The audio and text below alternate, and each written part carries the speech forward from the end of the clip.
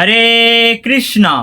ওম নমঃ ভগবতে বাসুদেবায়।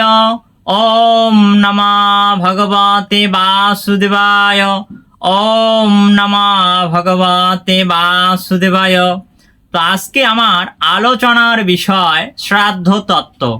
শ্রাদ্ধ তত্ত্বের চতুর্থ পর্বে থাকছে শ্রাদ্ধে পিণ্ডদান আমিষ দিয়ে হবে নাকি ভগবত প্রসাদ দিয়ে হবে। এ নিয়ে আমাদের সমাজে অনেক গণ্ডগোল এবং বিতর্ক। তো যদিও অনেক শাস্ত্রে শ্রাদ্ধে আমিষ নিবেদন এবং আবার অনেক শাস্ত্রে ভগবত প্রসাদ নিবেদনের বিধান রয়েছে, কিন্তু কলিযুগে শাস্ত্রে স্পষ্টভাবে নিষেধ করা হয়েছে যে বুদ্ধিমান লোকেরা শ্রাদ্ধে কখনো আমিষ নিবেদন করবে না। অর্থাৎ বুদ্ধিমান লোকেরা, পণ্ডিত লোকেরা, ভগবত ভক্তেরা অবশ্যই শ্রাদ্ধে ভগবত প্রসাদ নিবেদন করে শ্রাদ্ধ সম্পাদন করবে। এটি শাস্ত্রসম্মত, কারণ কলিযুগে বলা হয়েছে শ্রাদ্ধে, পিতৃশ্রাদ্ধে আমিষ নিষিদ্ধ। তো চলুন আমরা শাস্ত্র থেকে দেখে নিই। যদিও শ্রাদ্ধে আমিষ দানের বিধান রয়েছে, কিন্তু কলিতে তা নিষিদ্ধ। তো এ কথাটি কোথায় রয়েছে? এ কথাটি রয়েছে বৃহন্নারদীয় পুরাণে।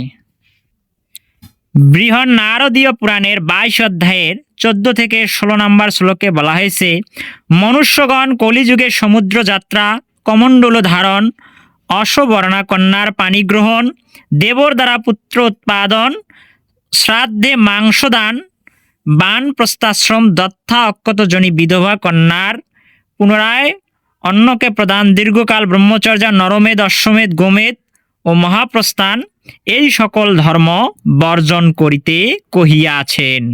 একথা ভাগবতেও বলা হয়েছে।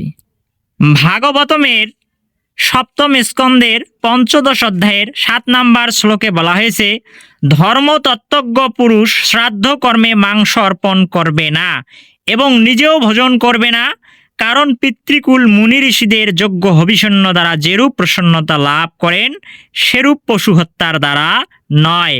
সে কথা কাত্যায়ন ঋষিও কাত্যায়ন সংহিতায় বলেছেন। কাত্যায়ন সংহিতার প্রথম খণ্ডের 16-17 নম্বর শ্লোকে বলা হয়েছে, পিতৃগণের শ্রাদ্ধ না করিয়া বৈদিক কার্য করিবে না এবং ওই সকল কার্যে প্রথমে যত্নপূর্বক মাতৃগণের পূজা করাই উচিত। বশিষ্ঠ যে বিধি দিয়াছেন, বিনা আমিষে এ কার্য তাহাই হইবে, অর্থাৎ বিনা আমিষে শ্রাদ্ধ করিবে। তো এটি আমরা জানলাম যে শ্রাদ্ধে আমিষ নিবেদন করা যাবে না, কিন্তু শ্রাদ্ধে ভগবত প্রসাদ দ্বারাই করতে হবে। তো এটি কোথায় বলা রয়েছে? পদ্মপুরাণের উত্তরখণ্ড। আমরা শাস্ত্র থেকে দেখলাম যে শ্রাদ্ধে আমিষ না দেওয়াই উত্তম, কিন্তু ভগবত প্রসাদ দ্বারা শ্রাদ্ধ করা উচিত। এবার আমরা ভগবত প্রসাদ দ্বারা যে শ্রাদ্ধ করতে হবে তা আমরা পদ্মপুরাণের উত্তরখণ্ড থেকে দেখব।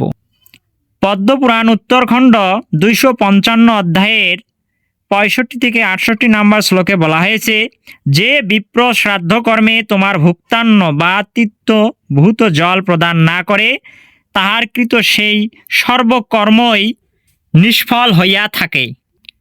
আবার পরবর্তী শ্লোকে বলা হয়েছে, বিষ্ণুকে অগ্রে হবি নিবেদন করিয়া পরে তাহাই নিত্য দেবগণকে হোম করিবে, পিতৃগণকেও উহা দান করিবে।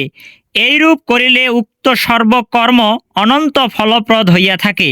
হে দ্বিজগণ, যে ব্যক্তি পিতৃগণের শ্রাদ্ধ কর্মে হরির ভুক্ত বস্তু দান না করে, তাহার পিতৃগণ সতত বিষ্ঠা মূত্র ভক্ষণ করিয়া থাকেন।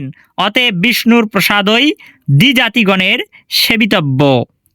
তো শাস্ত্র থেকে দেখলাম যে অবশ্যই শ্রাদ্ধে বিষ্ণুর প্রসাদই নিবেদন করতে হবে। এটি বিধিসম্মত এবং শাস্ত্রসম্মত।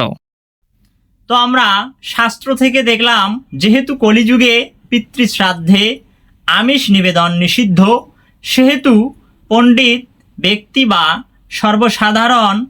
সর্বসাধারণের কর্তব্য পিতৃশ্রাদ্ধ ভগবত প্রসাদ দিয়ে করা। তাই আসুন আমরা সকলে ভগবত প্রসাদ দিয়ে শ্রাদ্ধ সম্পাদন করি। হরে কৃষ্ণ।